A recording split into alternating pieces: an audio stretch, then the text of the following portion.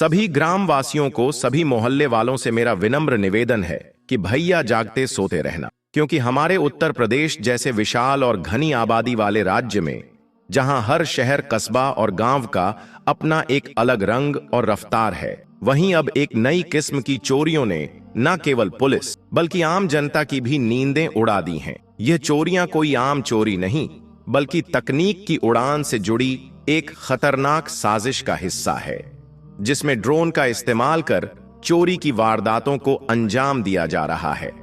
दरअसल उत्तर प्रदेश के कई जिलों जैसे संभल, बरेली, मुरादाबाद, मेरठ, सहारनपुर और यहां तक कि लखनऊ तक में दर्जनों ऐसे मामले सामने आ चुके हैं, जहां चोर गिरोह अब जमीन पर चलने वाले पारंपरिक तरीकों को छोड़कर आसमान की राह पकड़ चुके हैं और ड्रोन के जरिए लोगों के घरों की छतों से ऐसी की कॉपर पाइप, मोबाइल, नकदी, जेवरात और यहां तक कि दुकान की कैश बॉक्स तक को दिन दहाड़े उड़ाया जा रहा है। और चौंकाने वाली बात यह है कि यह ड्रोन साधारण कैमरा ड्रोन नहीं, बल्कि highly modified high payload drone हैं, जिन्हें रिमोट कंट्रोल के अलावा कभी कभी जीपीएस सिस्टम या यहां तक कि प्री प्रोग्राम्ड रूट से ऑन रेट किया जा रहा है। अब सवाल यह उठता है कि आखिर कौन लोग हैं जो इतनी हाईटेक चोरी की साजिश रच रहे हैं? क्या यह कोई स्थानीय गैंग है या किसी बड़े साइबर नेटवर्क से जुड़े हुए प्रोफेशनल्स?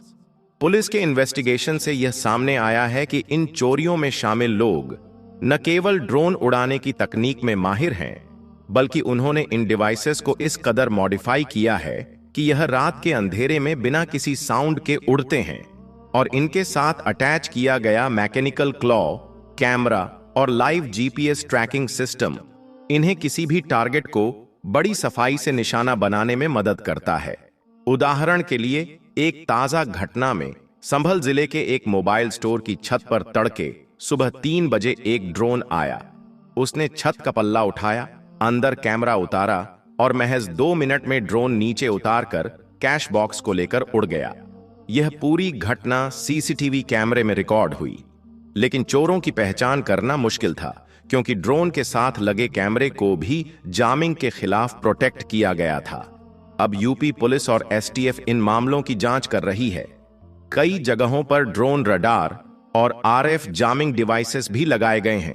लेकिन सवाल है कि जब टेक्नोलॉजी अपराधियों के हाथ में हो और कानून उससे एक कदम पीछे चल रहा हो, तब आम जनता कैसे सुरक्षित महसूस करेगी? यही वजह है कि सरकार अब ड्रोन पॉलिसी में बदलाव करने की तैयारी में है, ताकि हर ड्रोन की लाइव लोकेशन, मालिक का नाम और इस्तेमाल का उद्देश्य एक केंद्रीय सर्वर से जुड़ा हो। लेकिन इसमें भी चुनौतियां कम नहीं हैं, क्योंकि कई ड्रोन बिना रजिस्ट्रेशन के ब्लैक मार्केट से खरीदे जा रहे हैं और ड्रोन के पुर्जे अलग अलग जगहों से इकट्ठा करके असेंबल किए जा रहे हैं, जिससे ट्रैकिंग मुश्किल हो जाती है।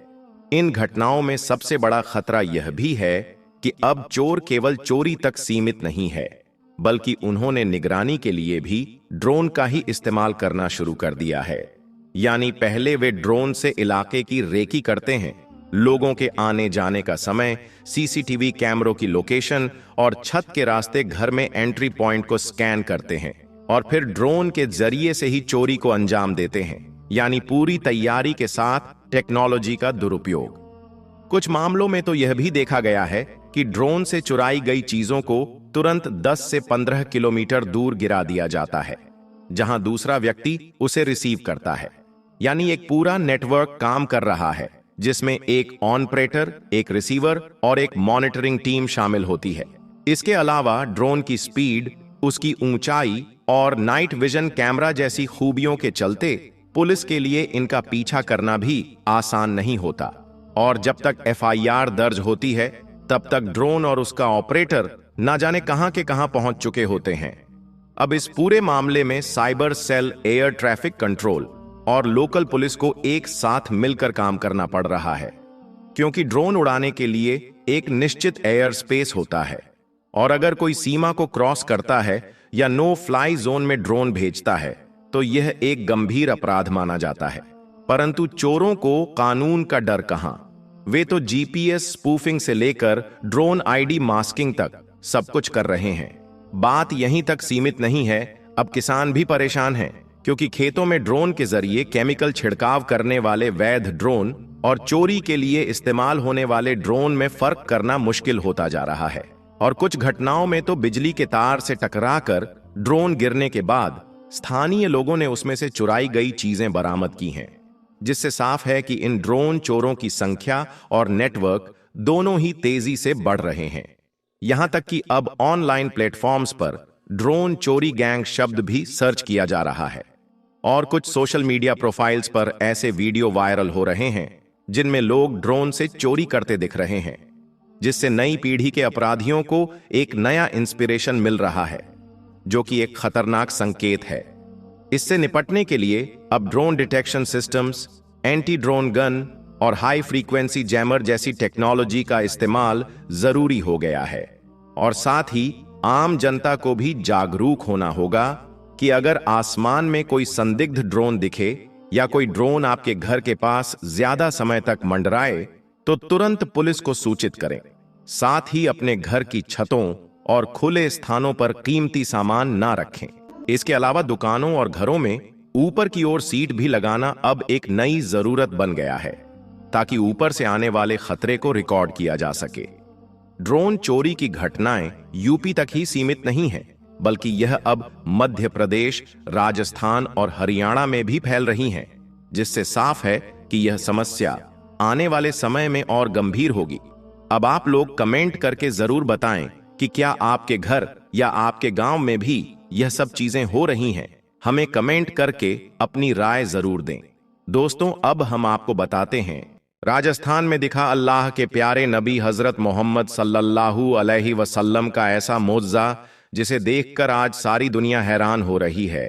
और यही नहीं, अल्लाह के प्यारे नबी के इस मोजिजे को देखकर यकीनन आप भी चौंक जाओगे।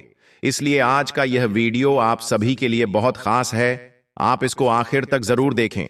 और सबसे पहले, अगर आपके दिल में अल्लाह के प्यारे नबी हजरत मोहम्मद सल्लल्लाहु अलैहि वसल्लम की मोहब्बत है तो आप इस वीडियो को दिल से एक लाइक जरूर कर दें और खुदा के वास्ते इसे शेयर भी कर दें, ताकि और भी लोगों के पास में यह वीडियो पहुंच जाए।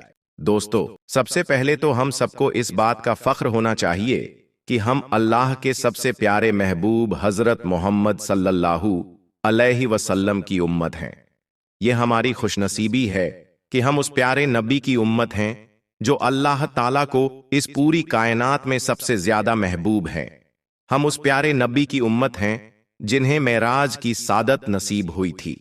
दोस्तों, याद रखें, अल्लाह ताला वक्त वक्त पर अपनी कुदरत के करिश्मे लोगों को दिखाता रहता है, जिन्हें देखने के बाद इंसानी अक्ल भी दंग रह जाती है। आज हम आपको अल्लाह की कुदरत का एक ऐसा ही करिश्मा दिखाने वाले हैं। अल्लाह के प्यारे नबी का एक ऐसा ही मोजिजा आपको दिखाने वाले हैं जो राजस्थान में देखने को मिला है, जिसे देखने के बाद यकीनन आप लोग भी कह उठोगे कि बेशक अल्लाह ताला को मोहम्मद नाम से बहुत ज्यादा मोहब्बत है। इसलिए आप इस वीडियो को बगैर स्किप किए आखिर तक गौर से जरूर देखते रहना। दोस्तों, इस वक्त सोशल मीडिया पर एक वीडियो खूब वायरल हो रहा है, जिसमें देखा जा सकता है कि आसमान पर हमारे प्यारे नबी हजरत मोहम्मद सल्लल्लाहु अलैहि वसल्लम का नाम साफ साफ लिखा हुआ दिखाई दे रहा है। यह वीडियो गोरखेड़ा, उदयपुर, राजस्थान का बताया जा रहा है। इसे लेकर बताया जा रहा है कि गोरखेड़ा कब्रिस्तान में कुछ लोग काम कर रहे थे कि तभी उनकी नजर आसमान पर चली गई। उन्होंने देखा कि आसमान पर मोहम्मद नाम साफ साफ लिखा हुआ दिखाई दे रहा है।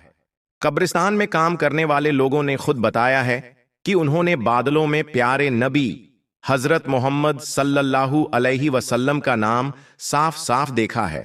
और यही नहीं, फिर उन लोगों ने इस खूबसूरत मंजर को अपने कैमरे में भी रिकॉर्ड कर लिया, यानी कि इसका एक वीडियो भी बना लिया और फिर सोशल मीडिया पर इसे शेयर कर दिया, जो देखते ही देखते वायरल हो गया, जिसे देखकर आज हर कोई हैरान हो रहा है।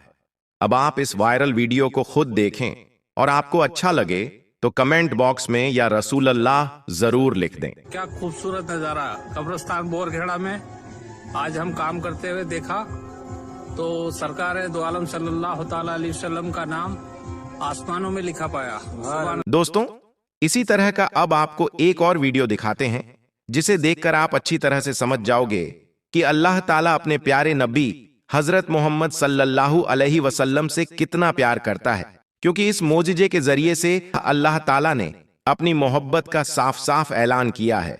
दोस्तों, इस वीडियो में आप देख सकते हैं कि आसमान में बादलों पर न सिर्फ मोहम्मद का नाम लिखा हुआ दिखाई दे रहा है, बल्कि इसके पास में ही अल्लाह ताला का मुबारक नाम भी साफ साफ लिखा हुआ दिखाई दे रहा है।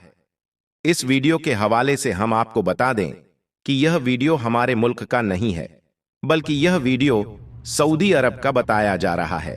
सऊदी अरब में एक फैमिली अपनी कार में बैठकर कहीं जा रही थी कि तभी उन्होंने आसमान पर यह खूबसूरत नजारा देखा, जिसे उन्होंने अपने कैमरे में रिकॉर्ड कर लिया और फिर सोशल मीडिया पर इसे अपलोड कर दिया, जो देखते ही देखते वायरल हो गया, जिसे देखकर भी आज सारी दुनिया हैरान हो रही है।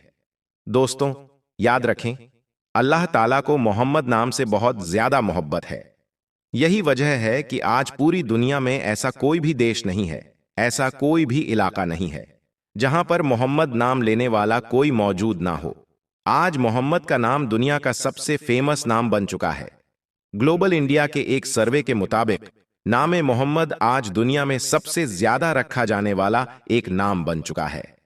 ताजा रिपोर्ट के मुताबिक आज दुनिया में हर 8वें इंसान का नाम मोहम्मद से शुरू होता है, और यही नहीं, मुसलमानों में हर 100 में से 90 लोगों का पहला नाम मोहम्मद होता है, जो बताता है कि मोहम्मद नाम की लोकप्रियता आज कहां तक पहुंच चुकी है।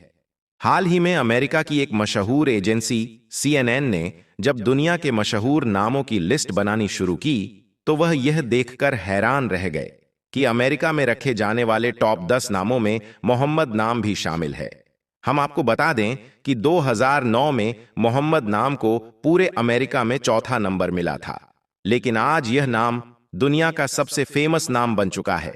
आज आप भारत में किसी भी मुसलमान के घर चले जाएं, उसके घर में आपको एक ना एक शख्स का नाम मोहम्मद या अहमद जरूर मिल जाएगा। भारत सरकार ने खुद इस बात का जिक्र किया है कि आज तक उन्होंने मार्कशीट और आधार कार्ड पर सबसे ज्यादा जिस नाम को प्रिंट किया है, वह नाम मोहम्मद है।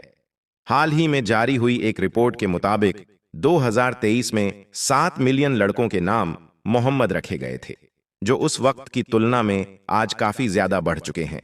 याद रखें, मोहम्मद नाम UK, France, Germany, Turkey, Indonesia, Bharat, Pakistan, Bangladesh, Malaysia, Saudi Arab, मिस्र, Morocco, Iran, Iraq, Afghanistan, Sudan, Somalia, Yemen, Oman, Qatar, Kuwait, Bahrain, Jordan, Lebanon, Syria, फिलिस्तीन और लीबिया में रखा जाने वाला सबसे ज्यादा फेमस नाम बन चुका है। दोस्तों, आज तक दुनिया में बहुत से बड़े बड़े बादशाह और हुक्मरान गुजरे हैं, लेकिन आज तक कोई भी बादशाह ऐसा नहीं गुजरा है कि जिसके चाहने वाले लोग अपने नाम के आगे उस बादशाह का नाम जोड़कर रखते हों। लेकिन यह अल्लाह के प्यारे नबी का एक मौजज़ा ही है कि आज हर इंसान आपके नाम को अपने नाम के आगे लगाना चाहता है, क्योंकि मोहम्मद नाम इस पूरी कायनात के सबसे बेहतरीन इंसान और अल्लाह के प्यारे नबी हजरत मोहम्मद सल्लल्लाहु अलैहि वसल्लम का नाम है। और यह आपके नाम का ही रुतबा और कमाल है कि आज दुनिया के करोड़ों इंसान आपके नाम को अपने सीने से लगाकर रखते हैं। आज दुनिया के जिस भी कोने में जहां पर इंसानियत का वजूद बाकी है, वहां पर इस नाम को लेने वाले और इस नाम को रखने वाले लोग जरूर मौजूद हैं। दोस्तों, मोहम्मद नाम कितना बड़ा है, इसका अंदाजा आप इस बात से भी लगा सकते हैं कि दुनिया के एक मशहूर लेखक माइकल थॉर ने जब मानव इतिहास के 100 सबसे प्रभावशाली लोगों की लिस्ट बनानी शुरू की, तो उसने अपनी लिस्ट में सबसे पहला नाम, यानी कि सबसे ऊपर अल्लाह के प्यारे नबी हजरत मोहम्मद सल्लल्लाहु अलैहि वसल्लम का नाम लिखा।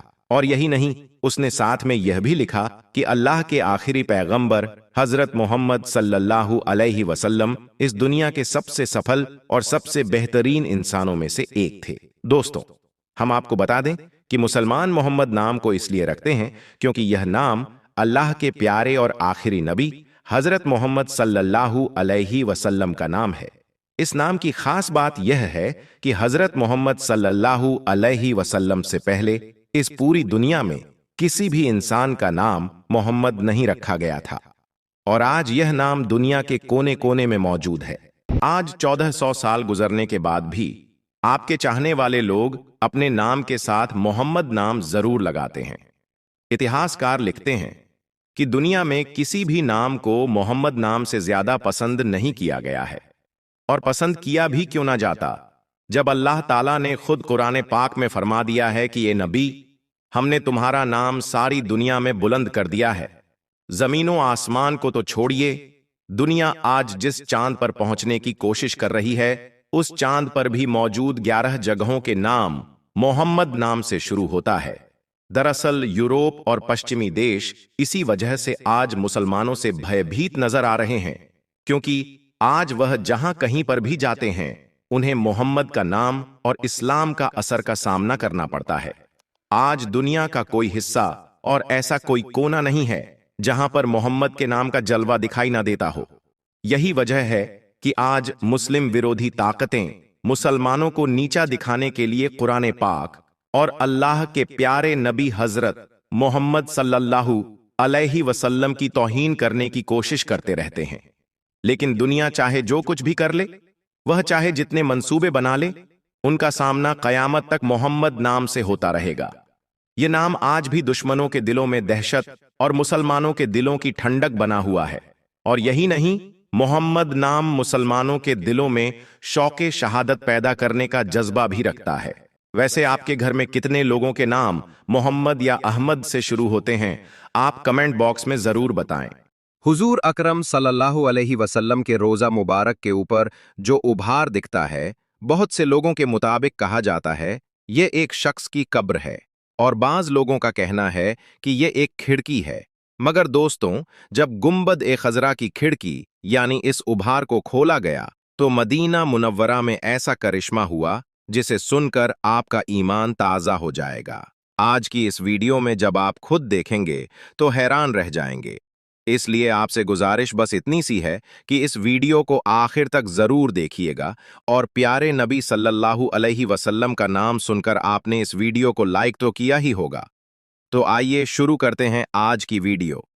दोस्तों, बहुत से लोगों के मुताबिक गुंबद-ए-खज़रा के ऊपर नजर आने वाले उभार को न सिर्फ एक कब्र समझा जाता है, बल्कि उसको बातें बनाते हुए गुंबद-ए-खज़रा को शहीद करने का मशवरा भी दिया जाता है।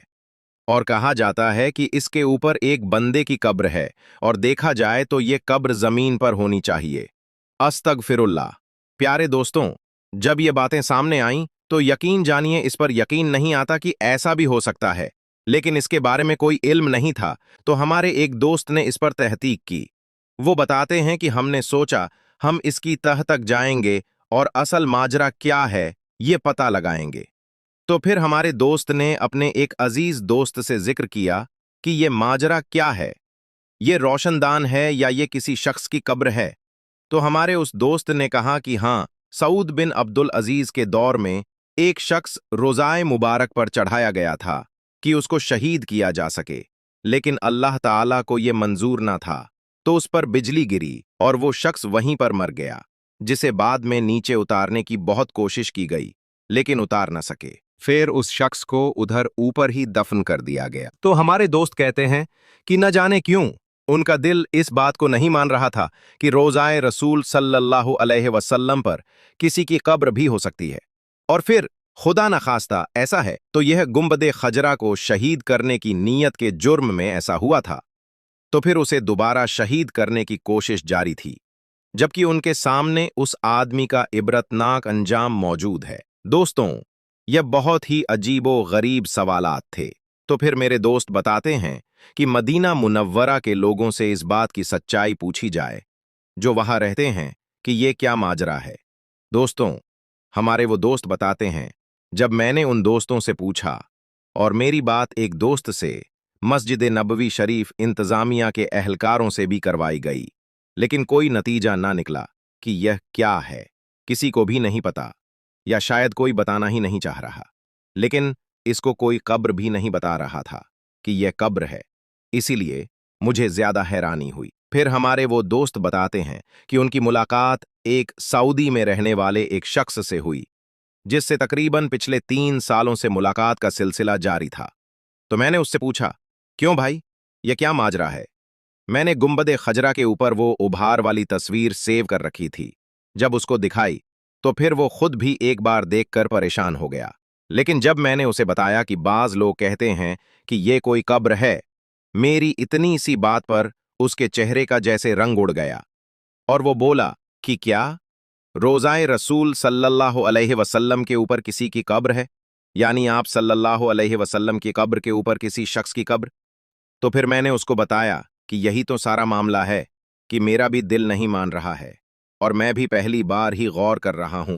खैर दोस्तों, वो शख्स बताता है कि उसने मुझे कहा, तुम अभी जाओ, बाद में मोबाइल पर कॉल करके पूछना। मैं भी इसके बारे में मालूमात हासिल करके तुमको बताता हूं। फिर कुछ दिनों के बाद अचानक मेरे जहन में यह ख्याल आया कि यह वाकया साउद बिन अब्दुल अजीज के दौर का है, यानी लगभग 90 साल कबल का है। तो जरूर इसका जिक्र तारीख़ नज़्द व हिजाज अज मुफ्ती गुलाम फरीद हजारवी साहब ने अपनी किताब में किया होगा, क्योंकि उनकी तारीख़ ए नज़्द व हिजाज इस हवाले से इंतहाई बेहतरीन किताब है, जिसमें छोटी से छोटी चीज़ को भी मुकम्मल हवाले के साथ नकल किया गया है। तो मैंने फ़ौरन तारीख़ हिजाज का रुख किया, जहां मुझे उस किताब के बाब नंबर 4 सफ़ा नंबर 3 पर यह वाक़या मिल गया, जिसकी इबारत यूं है कि जो आदमी गुंबदे खजरा को शहीद करने की नीयत से ऊपर चढ़े, उनमें से 2 आदमी नीचे गिरकर हलाक हो गए। और इस तारीख की किताब से एक बात तो वाज़े हो गई। पहली बात, ऊपर चढ़ने वाले आदमी एक से ज्यादा थे। दूसरी बात, ऊपर नहीं बल्कि नीचे गिरकर हलाक हुए, उन पर कोई बिजली नहीं गिरी थी। और तीसरी बात, इस वाकये में 2 आदमी मर गए, यानी अगर ऊपर वाली कब्र होती तो फिर 2 कब्रें होती, एक नहीं। लिहाजा इससे हासिल यह हुआ कि गुंबद के ऊपर कब्र वाली बात भी बनी बनाई हुई है, जो सुनते सुनते कहां कहां तक जा निकली, वरना इसमें कोई हकीकत नहीं। लेकिन दोस्तों, ये तो था सवाल कि एक शख्स की कब्र है या नहीं, और यह साबित हुआ कि वहां कोई कब्र नहीं है। तो दूसरा सवाल, फिर वहां क्या है, जिसका जवाब बिल्कुल भी नहीं मिल रहा था। हत्ता कि इस मदनी दोस्त को भी मेरे दोस्त ने कॉल की, तकरीबन 1 महीने बाद। लेकिन उसका कहना था कि यह वाकया बहुत तवील है और एक लंबी रिसर्च की जरूरत है। मेरा दोस्त समझ गया कि या तो यह वाकया जाहिर ही नहीं करना चाहते, या फिर वाकया ही बहुत कदीम चीज है जिसके लिए बहुत रिसर्च दरकार हो। लेकिन इसी असना में अल्लाह ताला की मदद हासिल हुई और एक हदीस शरीफ नजरों से गुजरी, जो कुछ इस तरह थी। रिवायत है कि मदीना के लोग सख्त कहत में मुब्तला थे, तो उन्होंने हजरत आयशा सिद्दीका रजी अल्लाह ताला अन्हा से अपनी मजबूरी बताई। तो अम्मा आयशा रजी अल्लाह ताला अन्हा ने फरमाया कि हुजूर पाक सल्लल्लाहु अलैहि वसल्लम की कब्र के पास जाओ और रोज़ाए रसूल के ऊपर एक खिड़की आसमान की तरफ इस तरह से खोलो कि कब्र अनवर और आसमान के दरमियान कोई पर्दा न रहे। रावी कहते हैं कि उन्होंने ये जाहिर किया कि बस फिर बहुत ज्यादा बारिश हुई, हत्ता कि खूब सब्जा उग गया। ऊंट इतने मोटे हो गए कि जैसे चर्बी से फट पड़े। लिहाजा इस साल का नाम रखा गया आमुल फतह, यानी सब्जा और कुशादगी का साल रख दिया गया, और इसको बहुत सारे लोगों ने रिवायत किया है।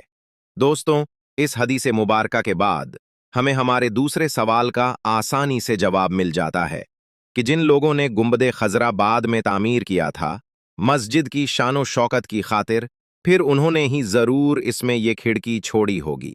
लेकिन दोस्तों, दूसरी तरफ बहुत से लोग इन रिवायत का इनकार करते हैं कि ये ज़ईफ रिवायत है।